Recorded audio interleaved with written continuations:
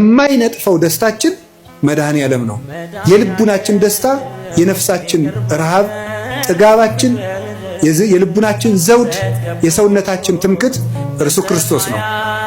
ሁሉ ነገር ሁልጊዜ አያስደስትም። አንድ ቀን ቢያስደስት፣ ክርስቶስ ግን ሁልጊዜ ደስታችን ነው። በልብስ ልደሰት ብትል ልብስን ወይ ሰዎች ይወስዱታል፣ ወይም የተሻለ ልብስ አሰፍተው የሚመጡ ሰዎች ያስቀኑና በአንተ ልብስ መደሰት ታቆማል። በጤና ብትደሰት ሲያምህ ይከፋል። በመልክ ብትደሰት ስታረጅ ይከፋል። በሚስታችሁ ብትደሰቱ ስትሞት ይከፋችኋል። በባል ብትደሰቱ ሲሞት ይከፋል። ቅዱስ ጎርጎርዮስ እንደተናገረ በሀብት ብትደሰቱ ስታጡ ትከፋላችሁ። በሹመት ብትደሰቱ ስትሻሩ ይከፋችኋል። በክርስቶስ ብትደሰቱ ግን ማንም አይወስድባችሁ። እሱን ማን ይነጥቀናል? ሁሉ ይወሰዳል። የማይወሰድ ሀብት ክርስቶስ። ስለዚህ ቅዱስ ጳውሎስ ምን አለ? እላችኋለሁ በክርስቶስ ደስ ይበላችሁ አለ። እላችኋለሁ በማን ደስ ይበላችሁ አለ?